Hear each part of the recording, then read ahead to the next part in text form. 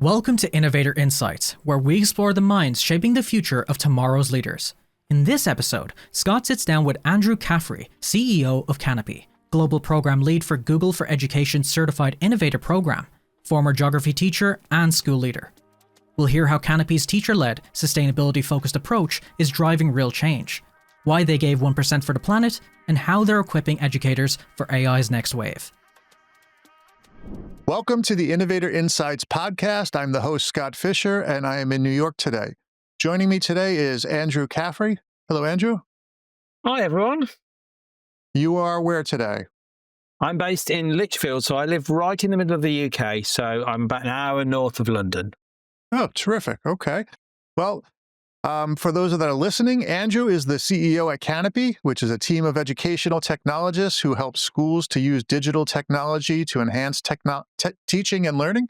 He's the global program lead for the Google for Education Certified Innovator Program, which is a global community of over 2,000 passionate teachers who use technology to solve big challenges and advocate for impactful use of technology in education.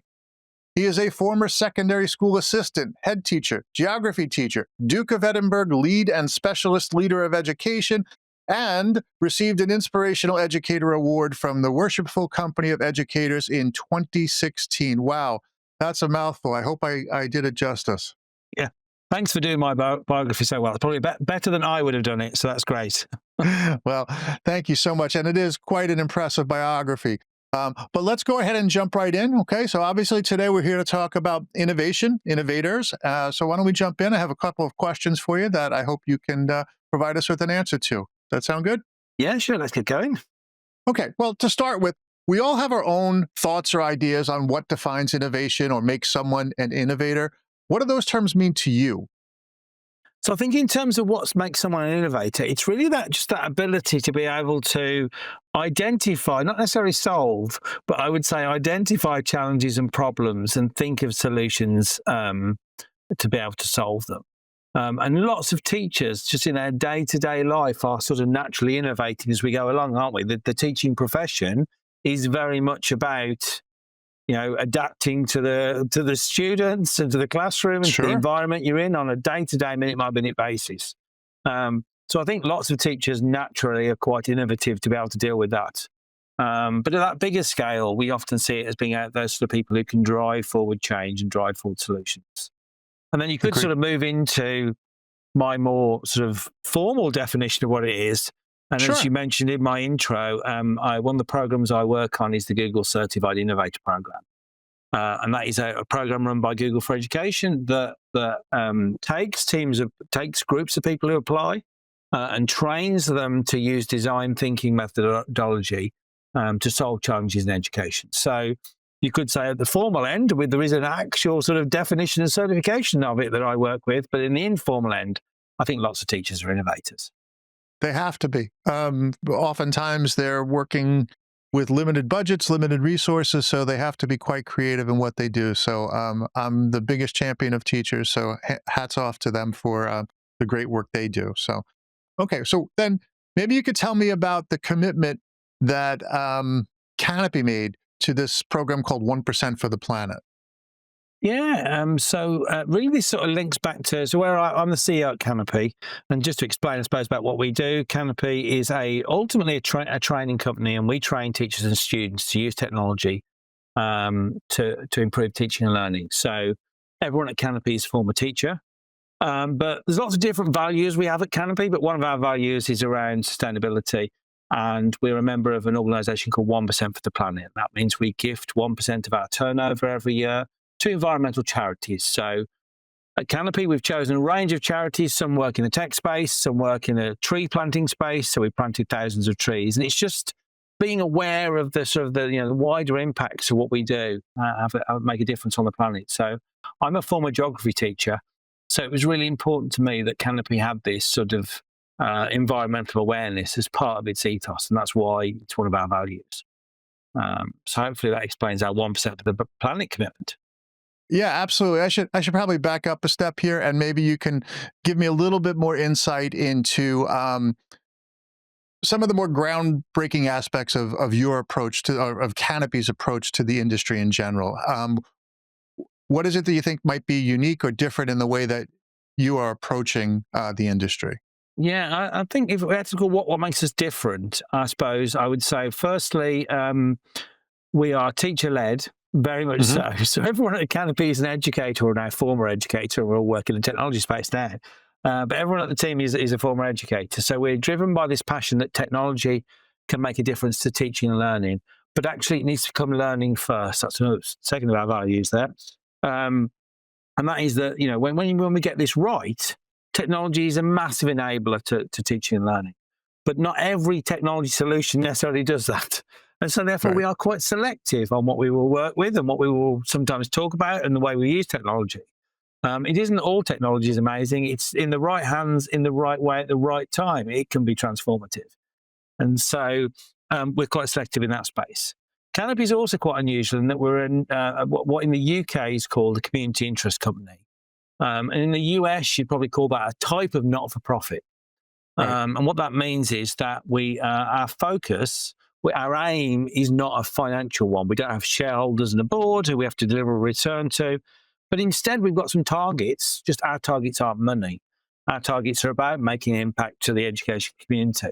So we still have to deliver services and we have to measure what we do, but we're not measuring it like other businesses might in how much profit can you make. We're measuring it in the size of the impact we have on the schools and the educators and the districts that we work with. So Well, we're sort that's of a measuring it in a different way. refreshing approach. It's a different approach in our space, but we're still doing the similar sort of work to other organisations in our space. Just our take on it is slightly different. Understood. Understood. Can you maybe give me an example of a recent project, or if you want to name the school that you were working with? If not, that's fine. Just a more specific example of something that you've been working on recently as Yeah, a I mean, company? a lot of our work is supporting schools to embed technology into their teaching and Hmm. learning. So, and in the UK, we work with what are called MATs, which is a bit like a district in the US. It's a big collection of Right. schools. So we tend to work at that sort of level. And initially, that might be supporting them in understanding the benefits of technology from teaching and learning. So a lot of what we do is teacher training focused. Um, and it's about getting, in the first phase, teachers to the point where they're confident to use technology in the classroom. And we see a range of different skill sets across the schools we work with. So in the Sure. initial phase, it's usually very much focused on my team as educational specialists, working with the teachers in that school or organisation and bringing them up to a sort of a level of competent use. And then beyond that, it's then taking them to the next level of, okay, so now can we train them to be self-sufficient without us? Which sounds a strange move for a business, which is, can we make ourselves redundant in this operation? But Right. actually, we want to build up some of the skills of some of their team to become, in our space, we often work with schools using Google. So can we build them up to have their own in-house Google certified trainers, Google certified coaches in there? So actually, they're delivering their own training and they're able to plot their own course. It sounds like an odd move. What we're trying to do is actually be not there anymore. Yeah. But it's about building on that capacity internally to get them to that level. So we do that with lots of schools. And then obviously more recently, that's particularly moved into a focus around AI. Because I think, and I've done well, by the way, this far into the webinar, and I haven't said AI already. But we're seeing an increased focus on schools wanting to have an understanding of what to do with AI. And that's Absolutely. both in the sense of what can staff use it for, but also how do we manage this space when we've got students in the space? Lots of So challenges. yeah, lots of challenge in that space now. And so even trusts we worked with for many years who are quite now confident and competent in the training space and they've got their Google sorted and they know their teaching and learning sorted are sort of back with us again now as we start to navigate the AI space. Yeah, which means you constantly need to update yourselves and be current in what's taking place in the education tech landscape, so to speak, so that you can provide that type of assistance and guidance as needed. So that's got to be challenging. I mean, the role you have now, you seem to be blending, strategy, innovation, things like that. How do you balance that need for strategic oversight with, actively championing the nurturing the new ideas within Canopy? How does that work for you? Yeah, my team would probably say he juggles it too much. Is probably what my team would say. It is a challenge to keep on both on top of what's going on top of the changes that are going on, and then on top of the strategy of all the business. But what I really like about my job, I still really enjoy going and working in schools. And so I try to make sure that I'm out and about, I'm in schools, I'm delivering training, because that's actually my favorite place to be is working with teachers. And Right. so still make sure I'm getting a balance of that along with the oversight piece. But in terms of keeping on top of the latest technology, we're really lucky to be partnered with some of the big tech companies. So we usually get to find out about things fairly early on in the process of new features coming, updates coming. And so that can be useful. It can be exciting to be there at the sort of the start of things as we start to see things roll out, as we start to see, AI being adopted more. It's great to be an early adopter of some of that and then to share that into schools. But you're right. Right now, keeping on top of it is a bit of a challenge. Yeah, no doubt. I think it's wonderful that you still have the opportunity to, in essence, play the role of a teacher, which is, what your Yeah. background is in. Your students are obviously different now. They're teachers, and let's be honest, sometimes teachers can be the most challenging students. I've had that experience where they're not the best students that you'd hope them to be, but oftentimes if they're there and they're committed, it makes it easy to work with them and to push them forward and so forth. Now, you mentioned AI tools and you mentioned, trying to stay on top of things. And I noticed that in the Canopy AI tools directory that you've identified 5 top AI tools for education.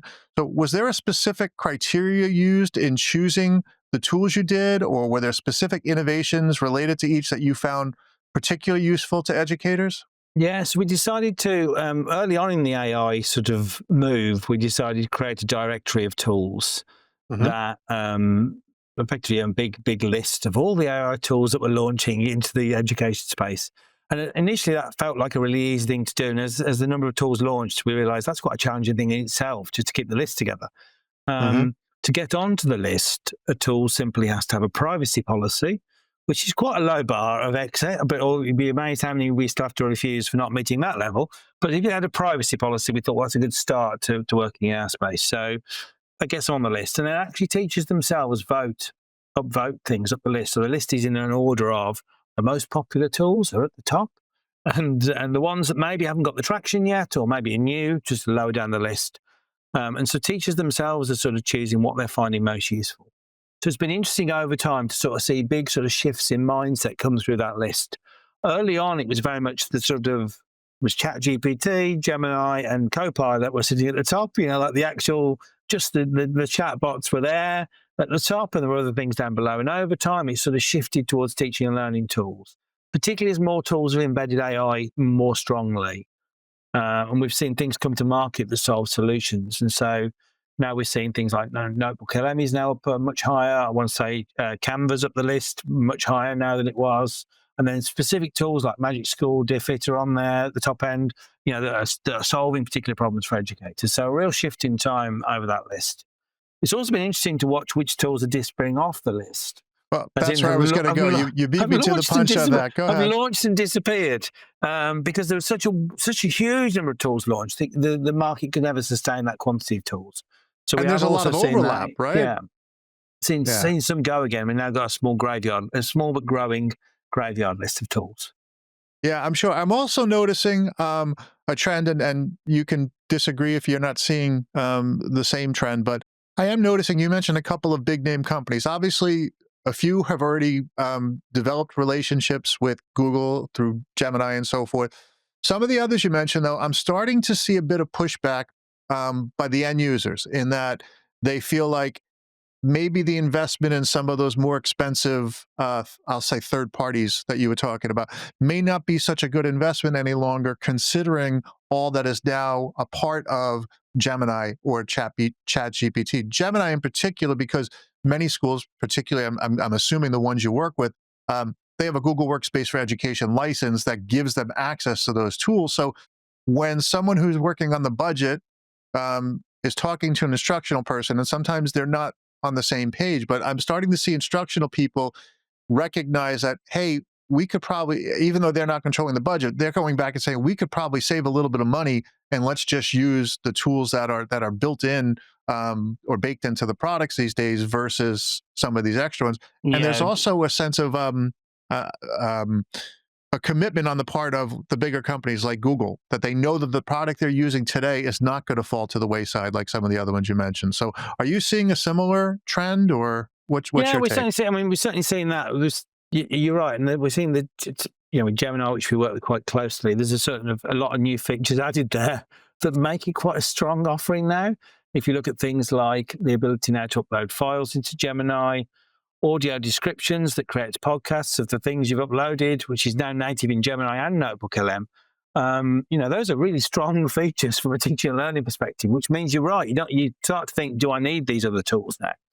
I think the other tools were a really useful way of introducing people to AI, however, because, even tools like Gemini require sort of a bit of knowledge of prompting and how to get the answer back out again. So they have been useful in that respect. It's almost to introduce people to that topic. But you're right, we're starting to see real strength across some of those big platforms again now. And also those platforms being integrated back into the core tools. And we're only seeing a little bit at the moment, but we think that will grow. If someone said to me, what will AI look like 10 years' time? My sort of feeling is in 10 years' time, we might just see it inside the actual products, as in it might just be in the background of Google Classroom or the background of Google Search or the background of Google Docs, and not be this, let's go and get the AI from somewhere else. It'll just be sort of there in the background. I think it won't be that it'll disappear. It'll just become part of the native tool, because that's what makes the most sense in the long term. Yeah, no, I agree absolutely. I mean, one of the things we want to avoid in the future, though, obviously there's this tremendous benefit to AI for everybody, for instructors, teachers, for students, but we want to make sure that we don't have an assignment generated by AI that's completed on behalf of the student using AI and then graded by the instructor using AI. So nobody involved actually did any work directly on the whole process, Yeah, no, it's a really valid point. And one of the things I actually get asked the most by teachers, they're both excited about the potential of using AI themselves, but then they're nervous about the concept of what does that mean for students? What does that look like for students who are doing their work? And as you probably know, there's a range of different tools out there that sort of help that. And I imagine that ultimately assessment will change to that ability to see who's doing what. I know you guys at GAT Labs have got Taskmaster at GAT Labs that monitors the work that students are doing, and I quite like the way that looks at what they're actually doing and says, well, is what they're actually doing them sitting there and typing the work, as opposed to what we see with some tools, which is they're trying to analyze the output and say, was this generated by AI? Well, actually, that's really hard to tell. But if you sat and watched the student typing away on the keyboard and it took them 4 hours to type it, you probably know that was them writing it. So that's quite a refreshing approach. But there's lots of nervousness in this space around that. Yes, understandably, and you're right. The way that we're approaching it is a little bit differently, and it's unique. As you mentioned with the keystrokes and so forth. I mean, I just remember looking at some information, and one of the reports that came out of Taskmaster happened to be the number of times the backspace key was hit, and and I said, why do I need to know that? What does that tell me? And then it was explained to me here that depending upon the length of the work, it's expected that the average typist will hit the backspace key X number of times in response to, in correlation to the length of the document. Well, if they have a very long document, they've hit the backspace key 5 times, that's a pretty good indicator that they probably didn't do a whole lot of typing there, And we've also got the tools there that are measuring if it's copied and pasted, not whether it was, whether the likelihood is that it was generated using AI. But we've also got a cool tool, and I think this is where we're going, and this is where things are going to start getting important, not just for GAT, but for others too. We can actually identify, based on a series of patterns within the student's writings, whether or not the student themselves created the work, whether it was another student that did it, whether it was a parent that did it. We can compare previous work that they've done and say, either the students changed dramatically or, it probably wasn't them. But the key to that, at least for us internally, we provide some guidelines for teachers to use. We would never pinpoint and say the student cheated or the student did something inappropriate. We just say, hey, this might be something you might want to take a look at. And I think that's where the power is going to be moving forward, as you're pointing out, in that it's not just is this or isn't this AI, but let's take a deeper look at what's going on there. So, and then the next the logical step from that is then to say, well, if we can do that, can we pinpoint when their learning takes place, when they're covering certain criteria? Absolutely. Why are we, and certainly where I live in the UK, we're very focused on end of based assessment tests. So Mhm. all of your schoolwork boils down to some exams in an exam hall at the very end. And actually, if we can identify that while they're doing it, if we can identify how Along the way. we've seen this skill, we've seen this student do this thing 10 times now, they therefore have got this skill, we're confident that they know how to do this. Is that not acceptable to sign it off at that point and not have necessarily, and this is looking ahead to the future, not necessarily have these end-loaded assessments where we, for no reason, put them in a hall with a piece of paper and say, can you do that skill you've already shown us 20 times before, but now I want to see it in this lockdown hall. So Yeah, and there are a bunch of factors that go into those assessments as well, those final assessments. There's stress factors. There's some students that literally just are not good test takers.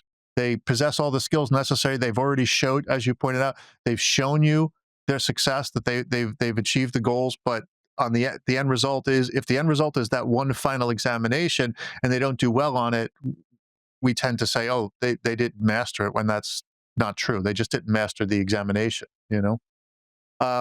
So moving forward, as technology continues to evolve, you pointed out that you have some access to information ahead of time with your various partnerships and so forth, which makes it ideal for you to be able to plan. But outside of those types of things, what measures do you use at Canopy to actively identify what you consider to be the emerging trends, and to ensure that the innovation remains aligned with whatever the future market needs or whatever the future opportunities are? I think that's just, we just continue. One, we're very active in our communities, in our spaces with the schools we work with. So the fact that everyone who's a former teacher at Canopy, we're still very connected with those networks and those communities. So we're having conversations on a daily basis with teachers about what that's still like in the classroom, and they're telling us the challenges they're facing. So it's then easy for us to go, okay, as we start to see those trends coming, we can start to identify that. So part of that comes from the sort of the community around us. And I suppose part of that comes from that wider space of connecting with others, and particularly sort of globally. One of the not really nice parts of my job is getting to work in lots of different places around the world, and therefore seeing really different approaches, because sometimes you're constrained, your mindset is constrained by actually the sort of the not by the location in which you live, but the rules and the way in which teaching is delivered in the location in which you live. And therefore, when you go to another place and they don't necessarily have this number of students in a class, or teachers aren't on these hours, or maybe there isn't even a school and it's done remotely, that seeing these other options is really interesting and really useful, to just sort of broaden your horizons. And that's one of the great things that we get to do. Although a lot of our work at Canopy is UK, we do work on some global programs. And so, that mixing of different cultures and different styles is really useful to us as well. Well, I've seen that myself firsthand in my own world. As I mentioned to you, I've shifted gears, and I'm now formerly of a school district, now working for GAT Labs, and they're based in Dublin, Ireland, and I'm in the US, and the majority of the staff live around the world. Yeah. And it's been such a nice change for me to get other people's perspectives, both in the work world, but also just culturally and outside of it, just to see a different approach to things, so that, the way I've always done things may not still be the best way. Maybe somebody else has a better idea, or just a different way to do it that I hadn't considered. So you're getting that same experience by being able to move from place to place. And I think that's very valuable, to be able to collect all the best things, and I guess in a sense, collect all the worst things and identify them and come up with an approach. See some challenges are the same. And to be fair, and also there's some commonality across that, which is I can go to a school in Japan and find some students who are moving the keys from the keyboard. And I can go to a school in the US and find some students who are moving the keys from the keyboard, and think, these are similar challenges that we see in the UK where that happens. So, well, kids are kids, right? I mean, it doesn't really matter. So, okay. Well, now we've talked about your relationship with people such as Google and so forth. How critical is that, to have those strategic partners in being able to continue your innovative efforts and so forth? I think for us, it's useful because it's useful in multiple ways. One, obviously, it gives us that knowledge of what's happening with products, so we get those roads in to be able to know what's going on. And two, obviously, they partner with us, which means we work with the schools that they work with. They fund some of our work, which is useful. Some of the programs, Certified Innovator program is a free to attend event. So for the schools that come on that program, it's funded by Google. So It's great for us because we remember, as I said, we're focused on training as many teachers as we can. And one of the Right. ways to do that is to get other people to fund that. So working with Google, Canva's also a strong partner of ours, working with them to really sort of open people's eyes to creative design. And that's a huge growth space for us at the moment. So having them is really useful. But at the same time, we still just work at a school level with schools using the technology that school using. And if a school came to us who wasn't using those products, it doesn't mean we wouldn't work with them. It just means Right. our approach might be a bit different. But based on your experience so far, with all the various strategic partners, not just the Googles of the world, are there any specific collaboration models that you found or find to be particularly effective versus some of the others? I think having an understanding of what the different parties want to get out of and it sounds weird, but want to get out of a relationship. What's the aim of the different organisations? Hmm. So as I said, for us at Canopy, it's about training teachers. That's what we want to do, and that's how we measure. So we might be less interested in someone who's got some product to sell, but we're very interested in people who want to train teachers because that's our focus. So we obviously want to work with organisations that align with that and align with that ethos. So that's useful to know. But at the same time, knowing what they want to get out of something, what's driving them into this space is really useful because different people are in the education space for different reasons. Oh, So of course. I'd say that alignment of goals is important. And then just having sounds strange, but the most appropriate conversation channel for that partner. And different partners work in different ways. So on my phone, I have Google Chat logically probably for Google. That's probably no secret that I'm going to talk to Google in Google Chat. But for some of the partners I work with, I've got Slack on my phone to talk to them, All right. and for others, it's mail. And then WhatsApp is for some of them. It's what's the most appropriate form of communicating with them to be able to have that dialogue. What's the best way of connecting with them? And it does vary from organisation to organisation as to what they use. Okay. Now, based on your experience, do you have any advice that maybe you could offer to individuals or even organizations that are trying to foster a more innovative culture and drive some impactful change, whether it's based on your specific work or something you've done or work you've seen or innovation that you've seen in action? Yeah, I would say absolutely focus on the end user and the problem that the end user is facing. Solving the And problem. solving the problem is key. And I'll give you an example from our work. So probably remember back in COVID, Hmm. everybody wanted technology training. I was in the most popular person in the world back in COVID because everybody needed to learn how to use Google Classroom really quickly. Very quickly, And yeah. we could not meet the demand of people because our delivery model was sort of originally it was me coming along and showing it you, or one of my team coming along and showing you, or at most going on a webinar. That was pretty much as we got The, as far as the we got. options, yeah. And we realized that's not scalable. That doesn't work. There can't be a million of me helping everybody. So we needed a different approach. And so back in COVID, we worked with a company in Sweden called Evolve, and we built a product called Workspace Skills. And Workspace Skills is a series of interactive tutorials that train students to use Google Workspace. And so students self-pace their way through. It asks them to do things. They have to work out how to do it. They have to work out how to solve it in a simulated environment. And then if they That's don't know, very it just interesting. steps in and supports them. But it was just that thinking about a different route of reaching the same goal. What I could have done is gone, we just need to hire more trainers. We just keep getting Right. bigger and bigger, hiring more trainers, keep on an existing method Same and old, same just try old. and scale the thing. But actually, doesn't work infinitely. It wouldn't be appropriate. And so actually going back out of that and zooming out a bit and going, okay, could we do that a different way? If I want to train 1 million people, I'm not going to be able to do that on a webinar, right? Right. Not very effectively, and it won't be a very enjoyable webinar for 1 million people watching. So I need a different route. I need something more interactive, more hands-on, different. So let's look at how we could deliver that. And we have awarded 1 million badges in Workspace Skills. So it has met its outcome. And you remember what I said, our outcome is to train more people. So does it meet our outcome? Yes, it meets our needs. So it's thinking about those different ways. And you sometimes have to change your mindset a bit if you're going to drive innovation and step out of perhaps your comfort zone. Because it would have been easy for me to say, I'm good at webinars. I'll just keep doing this. Thank you very much. But we needed a different route for that. And I think that's what a lot of companies need to do is just think about what if they keep focused on what the end goal is and think of different ways of reaching it.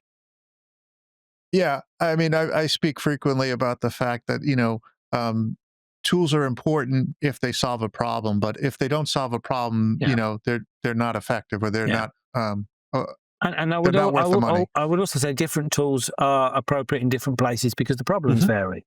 So I can talk to one school district and I can go, you know what, you just need to use this thing over here. This is what you need. It's going to fix this problem. And then I'll talk to another district or school or MAT in the UK, and I'll say, actually, you don't need that. Like, Right. you've got that issue. So that's not, you don't spend your money on that. It's not going to make a difference.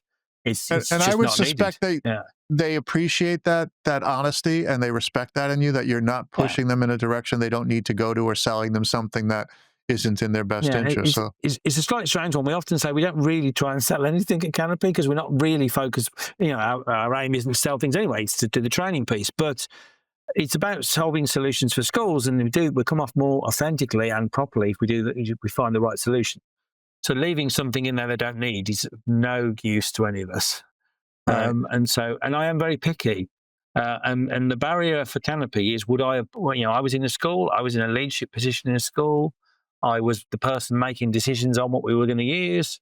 Would I have used this tool? And if I look at something and think, there's no way I'd have used that, then Right. it's something we won't work with or use at Canopy because doesn't pass that as a barrier. Well, that's great that you have those standards, and that it's not, as you mentioned, you're not, well, you're in business, but you're not in Yeah, business. It's not yeah, the money is not the final yeah. be all end all. That's not the So driving force. Yeah. right. Okay. So now you mentioned, can you repeat the name of the product that you had the Swedish company create for you? Our partner is called Evolve, and this product is called Workspace Skills. Um, And yeah, go ahead. I just wanted to ask. You mentioned that it's ideal for training students on the use of Google. yeah, Google Um, Workspace. Yeah. has it been expanded, or No, so you can imagine we've thought about that at the moment. So I don't want to give too much away in that space, but at the moment okay? it focuses on Google Workspace. But we have highlighted the potential to go elsewhere. Yeah, That's right. I mean, that's the first thought I had. I answered that without giving any secret choice. That was good. You sure did. You did your job well. Okay. Moving on. So shall we? Okay. In reading about you a little bit here, I saw that you took part back in 2023, back in Belfast. I think it was called the AI in Education in NI, Northern Ireland event. And you talked about how the developments, you discussed the AI developments in Google. Can you talk about now, compared to 2023, how what you talked about then might be different if you were giving that talk Oh yeah, I today? think what I talked about then is very out of date. Yeah, I wouldn't rely on anything I mentioned back then as being now accurate. At that point, really, we were focusing on um, almost just introducing teachers to AI and prompting and just the concepts of how to write a prompt to get a response. I think probably at that point just using text, because I think at that point we were multimodal. So just using text. Before, there was no notebook LM at that point, no alternative uploads, no image uploads. Couldn't create images in Gemini at that point, so was really focused. And I think about the changes now. I'm trying to think, we're recording this webinar in, when are we at this point? Sort of May 2025. So Mhm. we now have the ability for students. For me in the UK, it's age 13 plus, but for students to be able to use Gemini now, which they couldn't back then. So now we're seeing Gemini as more student, or certainly in the hands of our older students. And I say, yeah, no notebook LMs. We couldn't really focus our eyes on that. And that's been a hugely popular tool in the education space. Yeah, it's So been incredible, just the in yeah, the recent history, how much things have evolved and changed. But yeah. let me ask you, you've mentioned the term prompting a few times now. Obviously, prompting is an essential skill for being an effective AI user. That's what it really comes down to. How much of a focus do you think, you're closer to education these days than I am, how much of a focus is being paid to providing that skill set to students and the effective creation of prompts, as I think opposed to the staff? I think we're starting to see more student training on AI now. I wouldn't say it's hugely adopted yet, but I'm starting to see more and more resources coming out now. We've written some content at Canopy for students, and we've adapted our workspace skills for students to provide some training on Gemini. But we've also seen other other people in this space. Google have recently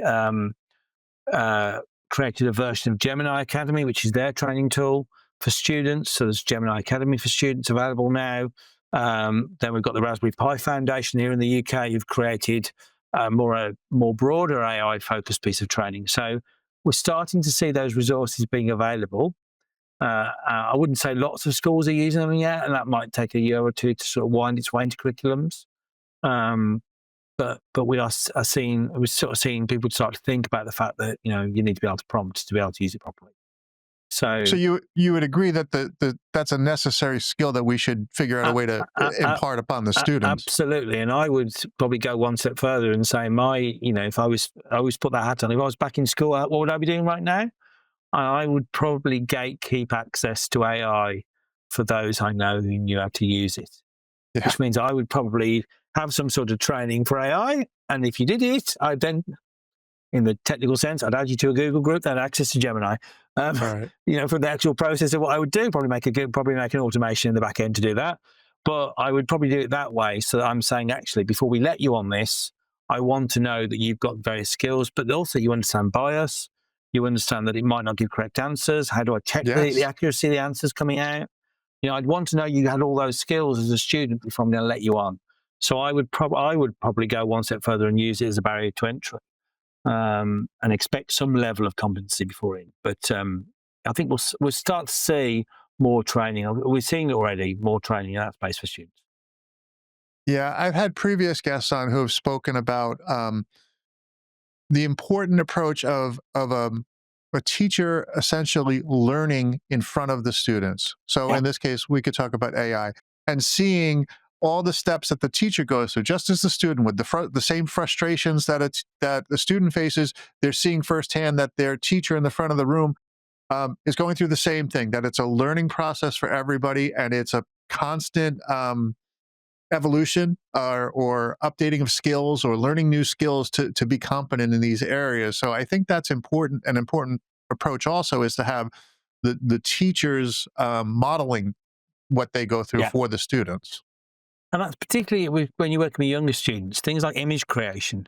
So getting, writing prompts to create images for students. Students are really keen to see their idea, their thought, their poem created as an image. So actually then developing that process on the board, asking the students for more descriptive words, how can we make this image scarier or happier or more rainbow coloured or whatever it might be that the student wants to do. It sort of forces the student down a literacy road where they are prompting. The students creating the prompts and students putting that in, teachers putting that in to create the image. So yeah, we're seeing some really good practice in that space. That's terrific. Okay. So let's just move forward here. A couple more things I want to ask. I want to be mindful of your time. Again, I greatly appreciate you taking the time to be here today. But can you tell me about your upcoming ISTE presentation and how that came to be? So ISTE this year, I normally do a few presentations at ISTE, but this year my main ISTE presentation is actually about presentation skills itself. Right. So I'm doing an ISTE session on presenting at ISTE, not presenting at ISTE, but on presentation skills. So obviously a lot of what I do is either webinar or focus-based or in-person sessions. And so really we're talking about how do you engage an audience? How do you avoid people sort of switching off in sessions? How do you build on hands-on opportunities into sessions? And how do you make sure your sessions are accessible to all the people in the room? So how do you, make sure you meet those needs of the, and you mentioned it earlier, I can go into a school, I will be faced with a really mixed room of people, from some teachers who are absolutely massively enthusiastic about the thought of technology to some teachers who do not want to touch a device. And how do you, how do you effectively do that? So my ISTE session this year is focused around that. So if you're listening to this before ISTE, come and join me for that. And then I'm doing some other sessions around the ISTE show as well, on a variety of other topics around Google Workspace and Gemini as well. But my main one is for presentation skills. ISTE is in San Antonio, and it's coming up when? It's at the end of June, start of July. So around 1st of July, I think, is the day of my session. I think. I'll tell you what, we will be sure to include a link to your session in the show notes, and hopefully we'll get this posted before then, so that people have an opportunity to jump on that link before ISTE, not after the fact. So That's terrific. So that's quite a trip for you. Do you get to come to the United States frequently? On and off. We usually try and sort of create runs of things if we're going to travel a long way, so we do a number of things. But yeah, East is a really good one to connect with the community. It's one of the only times, and this year we've invited all the Google certified innovators from 2024 to join us at ISTE. So we've actually got all the people who are new to the Google Certified Innovator Program have the option to come and join us at ISTE. And so we've got a real big collection of Google Certified Innovators coming along as well. So really exciting sort of reunion for all of last year's academies as well. That's wonderful. Well, again, talking about resources, show links. If any of the programs, the Google Innovator Program, anything you'd like to share with the listeners, I'd be happy to include that. We'll put them all in the show notes for you. Perfect. All right. So this is my final question for today, and it's always a rather silly one, but I can't resist asking it, so I'm going to go ahead. And just my own benefit here, I always like to know what kind of a device a person is. What kind of device a person uses. Your phone, your computer. Are you Apple? Are you, I'm Android? Before I answer, I'm going to say, what do you think I use? I'm going to go that the party line is Android, but I did get someone else to admit previously that that's what they should say, and they were reluctant to say it, but they were actually an iPhone user. So what says you? Yeah, I am very party line on this space. So in terms of device right now, Samsung Galaxy Chromebook Plus. So I'm rocking the latest Chromebook Plus. And actually, sounds strange. You think I would use it from the perspective that I do a lot of work with Google, and therefore I'd probably be a Chromebook user. But actually, for us at Canopy, it's around the security that we use them, because it's a very controlled environment, and we have to. We have a certification at Canopy called Cyber Essentials Compliant, Cyber Essentials Plus, which means there's sort of a certification on the cybersecurity of our organisation. And we found that the easiest way of being secure is to use Chromebooks, because they automatically update in the background. We used to operate a mixed device fleet with some Windows and Macs, but it's quite hard to keep personal devices up to date.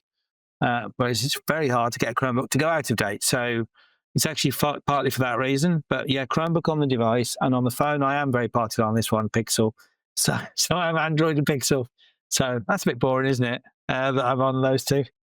No, that's all good. Everybody has their own preference, but I just want to touch on something. You just hit on a very important point that I think many people don't realize the benefits of the security that's inherent with the Chromebook device. And I know schools oftentimes have gone in that direction for management, for cost factor, certainly. But the security is a really big, or it should be a really big concern. And I think that's something that I know it's put out there, but I don't know that it's sold as much of a priority. Yeah, you're right. It's not perhaps a huge priority, but we used to have, as I said, a real mixed state of things. And I have to, for us to be certified, I have to say that I can confirm that every single device is running current OS. Well, if you've got people on a Windows or a home computer, how do you know that it's really hard to control where your users sign in from? But obviously, with a Chrome device, one, you can build some rules in to stop it being out of date. But actually, because it updates in the background, it's incredibly hard to keep a Chrome device out of date. You won't get more than 1 or 2 versions out, because you'll naturally have to go on the internet and the thing will update again. So it gave us that sort of compliance, and it's much easier for us to pass certification as a result of that. So I think the large majority of what we all do these days is browser-based. We work in an environment where everything we do is browser-based. And as you imagine, we are Google Workspace as a productivity suite, Canva on top for design, even into our coding space. We do some coding and work. We use web-based tools across everything. So as a result of that, we were able to do that. But I suppose you could say, because Canopy's not that old a company, we haven't got any legacy tech that we have to worry about. We were created 25 years ago, and we're still running servers, which would create a greater challenge. I think for new businesses that are starting up, it's easy to go cloud first, isn't it? And just stick everything in the cloud to start with. Yeah, I would think so. I think you're right. Not having the burden of legacy applications that you have to manage or have access to makes a big difference. I know my world today, with the work I'm doing these days, is almost exclusively browser-based or web-based. So it's definitely, the times have changed, and I think it is much more secure, and it makes it easier to manage both the end devices as well as the back end of things to keep things secure and to keep things working properly and updated. As you pointed out, you're not running around to 100 servers in your environment that need to be kept up to date any longer. That's all being that's all taking place behind the scenes by somebody else at this point. So I think that's a tremendous improvement. But yeah, times have definitely changed. So, all right, on that note, Andrew, I do appreciate you taking your time. It's really been a pleasure meeting you and chatting with you today. I hope we can catch up again soon. And if I don't get the opportunity to speak to you before you make the trip across the pond here to the States, I hope you have a good trip to the States and have a good presentation or series of presentations at ISTE while you're here. Nice stuff. Thanks very much. Thanks for having me on. Take care. Thanks so much. Take care. That's a wrap on this episode of Innovator Insights. A huge thanks to Andrew Caffrey for sharing Canopy's unique model of purpose-driven edtech, insights on sustainability, and practical steps for AI readiness. If you enjoyed today's conversation, you might want to head to innovatorinsights.io. From there you can find more episodes and subscribe to our mailing list to stay updated on the latest in technology and innovation. And if you found this discussion valuable, please share it with a friend or colleague. Thanks for tuning in. See you next time.